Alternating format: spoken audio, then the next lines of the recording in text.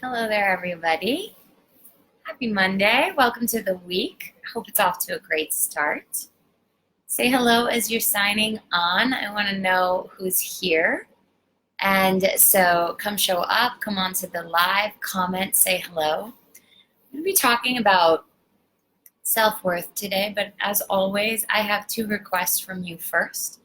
My first request is that you just share this if you think it's going to be helpful to people. So we're really going to be talking about self-worth today and how to build your self-worth and why some of us struggle with low self-worth in the first place.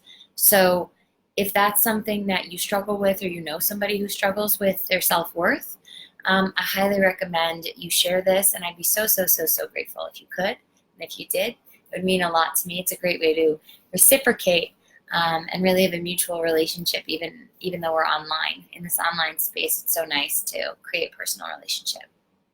So I'd love it if you could share this. And also, my second request is if you could just really tell me what you struggle with when it comes to self-worth. Where does it show up in your life, these challenges with self-worth that we're going to be talking about today? So where do you feel like you struggle with worthiness? Is it in a global way, meaning is it in every area of your life, or is it in a specific way? And that way I can start to address these things as we go through this discussion today. But so where we're eventually going to be going is that I'm going to be telling you about 3 concrete ways that you don't hear about in most of the self-help world or the kind of psychology world, that you can really begin to develop your self-worth in a lasting way. And these really come from the world of spirituality, and they come from the world of kind of nature and its rules. So I'm really excited to share them with you because these things work miracles on people who struggled with self-worth for 20 years, 30 years, 40 years, 50 years. So I can't wait to share those with you. So stick around for the solution. But before we get into that, let's talk a little bit about why people struggle with low self-worth in the first place. So our self-worth almost always develops when we're children. And it really comes from this sense of feeling worthy of our parents' love. And so many times we don't get the full extent of unconditional love that we crave as children, not because we necessarily have bad parents or neglectful parents or anything like that, but just because they're busy, or they have a different style of love or attachment, or they have their own wounds and burdens to carry, and so they don't necessarily know how to love us well. And so and then of course sometimes we do go through trauma, or our parents are, neglectful or things like that. But when you're young, if you have this experience of not being wanted, not being loved unconditionally, not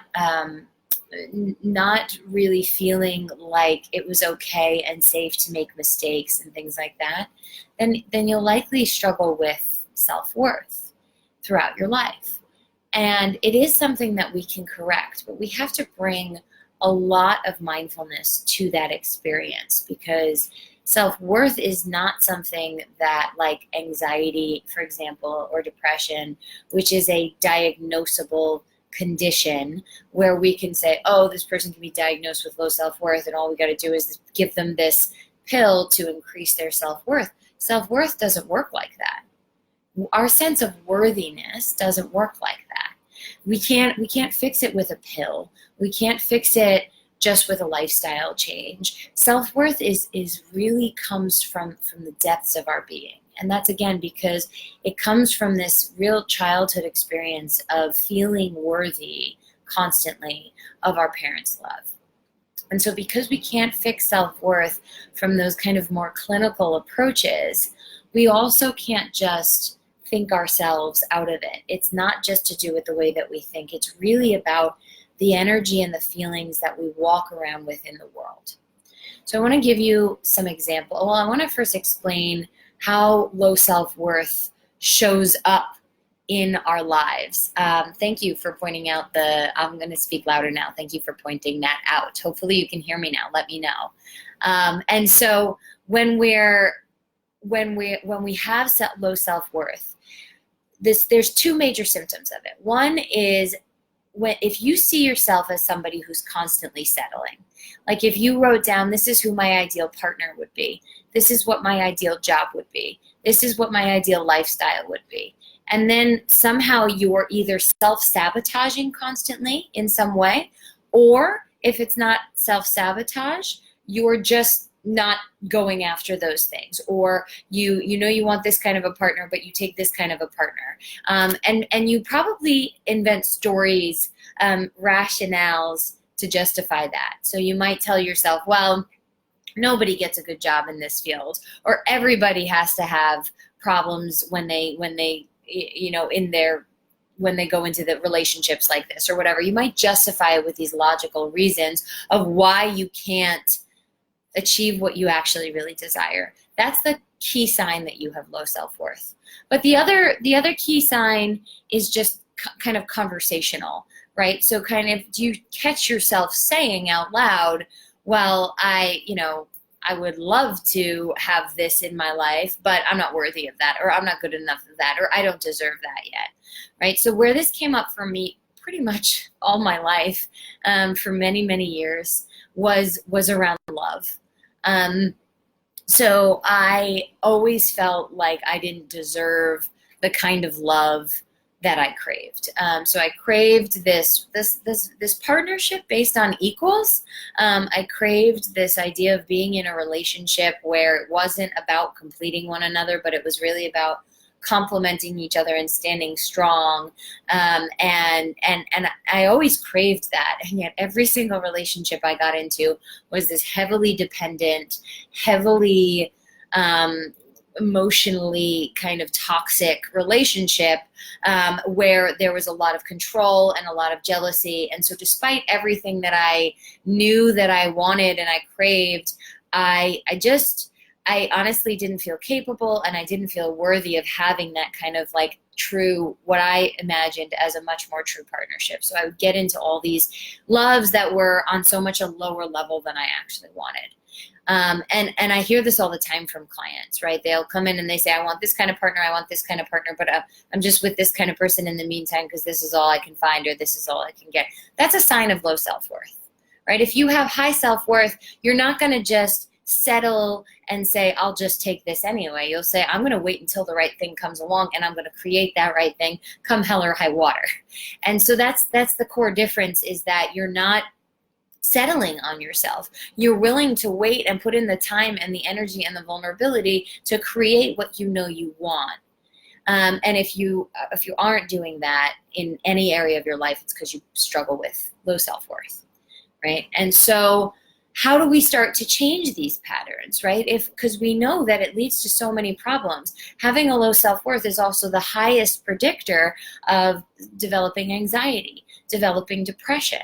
Because if you don't feel worthy of having a job that you love, or a partner that you love, or a lifestyle you love, or a career that you love, if you don't feel worthy of that, then you're going to keep so much inside. You're not going to live up to your potential. You're going to keep your feelings inside. You're not going to share your vulnerability because you're going to think you're a burden to people. You're not worthy of taking up that space.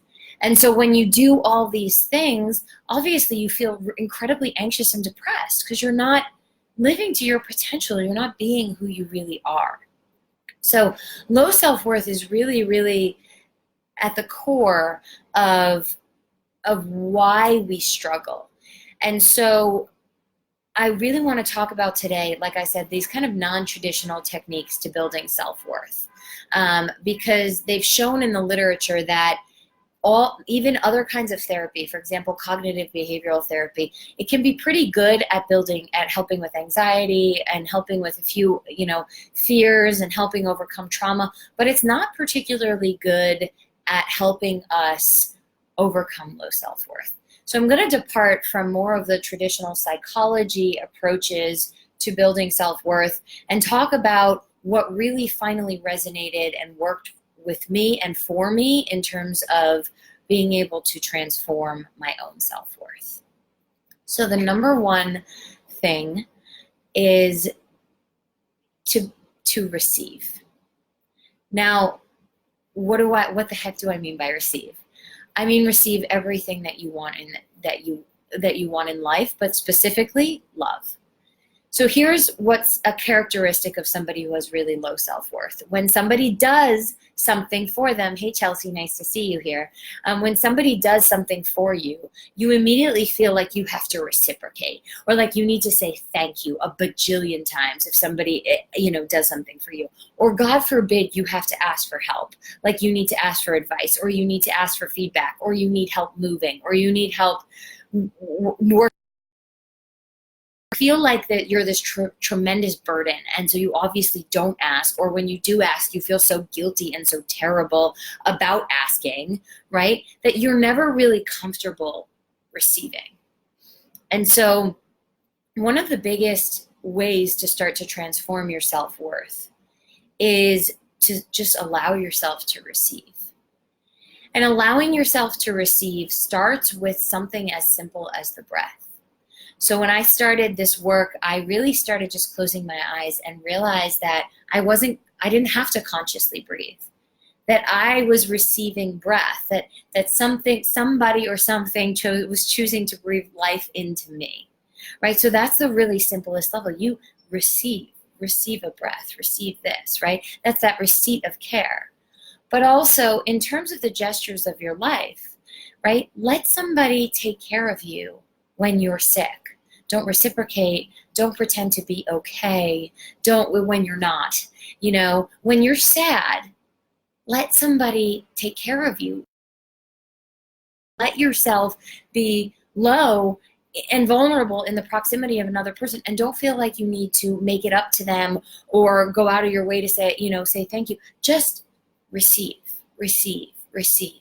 right? Like I said, a lot of our self-worth issues start when we're young, and for some reason we didn't receive this kind of love that we so deeply craved. So if you can allow yourself to receive first the breath, and then you can allow yourself to receive smiles from people on the subway, receiving that love. And if you can allow yourself to receive help at work, if you can give yourself the gift of receiving support by signing up for a coach or a mentor or somebody like that and saying, I deserve this and I receive this and I allow this support to come in to my experience, right? And I am worthy of this. That starts to change our inner narrative of worthiness, because we see that, first of all, we receive, and just like other people, we allow ourselves to receive, and that is an act of worthiness. But also, the second thing is that we see that when we receive help, love, support, it's not a selfish act at all. It's not only self-serving, that when we receive, we're bubbling up with so much love, joy, satisfaction, comfort, connection, that we spread those gifts to the world. And so we start to realize that us receiving the things that we want in our lives, the things that we don't feel worthy of, are actually our portal to becoming more worthy, becoming better, and achieving everything we want to achieve. But you first have to allow yourself to receive. Receive love, receive support, allow it in. Don't reciprocate just this once. And see how it feels to just say, I am just worthy of receiving this love. I do not always have to be the giver or the doer. I can put that aside and just be the receiver. That itself is a huge, huge act that you can do on a daily basis to start to transform your worthiness. That's the first strategy. The second strategy that you can work in terms of transforming your worthiness is to see yourself the way that you see nature.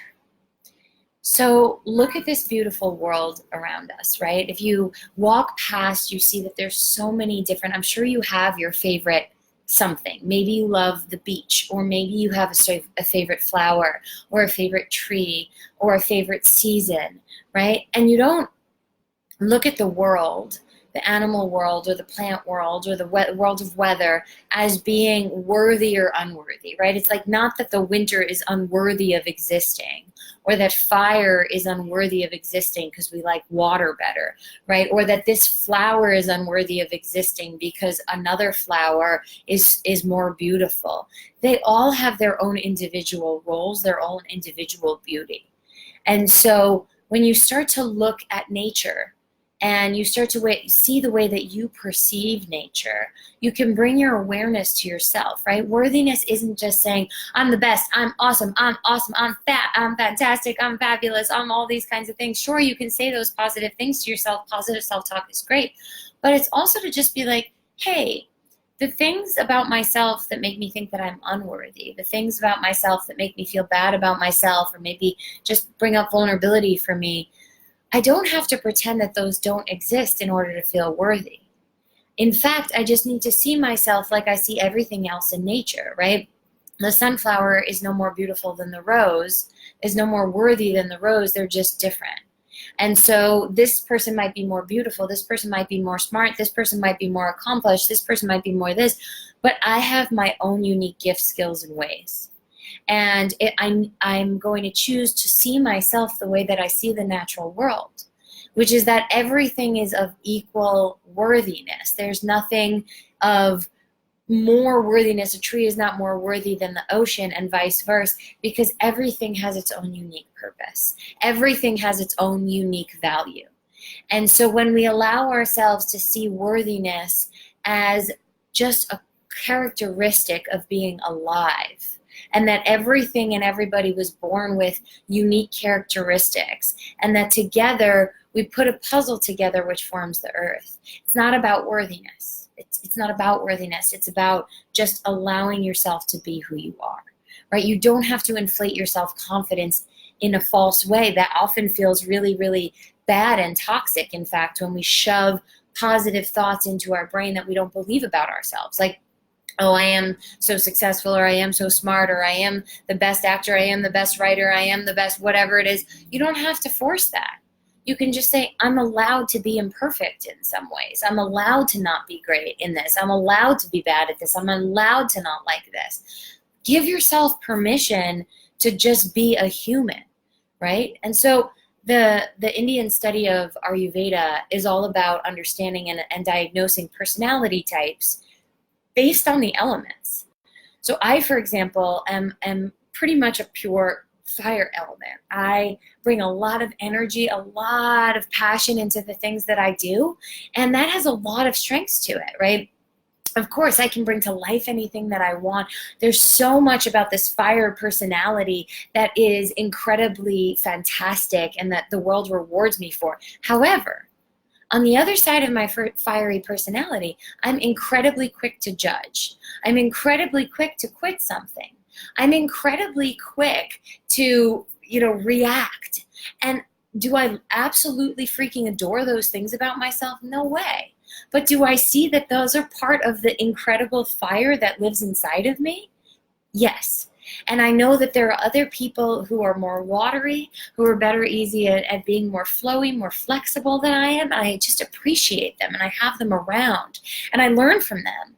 But I don't hate myself for being who I am, right? So it's, again, this self-worthiness comes from the self-acceptance in being able to see ourselves the way that we see the natural world. So the final way that I wanted to talk about building your self-worth is to write the movie of your life, right? So again, here's this place where we have this incredible double standard. We all love watching movies where there's so much drama, right? We love watching movies where there's like characters who, like I was thinking, that movie this year with Lady Gaga and Bradley Cooper, like he was an alcoholic and she had her own issues and she was a stripper and she was this, but we love the characters, right? And we love their story and their evolution and their relationship and the way that they complement each other, right? And so we wouldn't enjoy watching movies if every character was perfectly worthy and perfectly successful and perfectly full and had no issues, right? There'd be no point in watching movies. Life would be dull. Movies would be dull. And so once again, getting out of this perfectionist way of seeing yourself in the world and just coming into this, my life is a movie, right? Go back and tell the story of your life. What have you overcome? What have you learned? What have you changed? You know, I coach this 55-year-old woman, and she struggled with self-worth her whole life. And I asked her, you know, what have you created in your life? She said, nothing. I haven't created anything. I'm worthless. I don't make anything. So then I said, okay, well, tell me, like, when you were growing up, you know, what was the hardest part of being a child? And she said, you know, her mom, her parents were never married, and so her mom was always dating, and she was never prioritized in the household. She was always meant to sleep on the couch when her mom was in the boyfriend with her bedroom. So she developed this unworthiness narrative very young. Like I said, we don't get that unconditional love that we crave, so we feel deeply unworthy. And so she, all her life, said she was unworthy. Now I said, okay, well, tell me about the family that you have built today, your own family with your husband and your kids. Is it like that? And she's like, no, I'm so much more loving. I've been so much more intentional about that. I've really made sure to cultivate a sense of presence with my children all the time.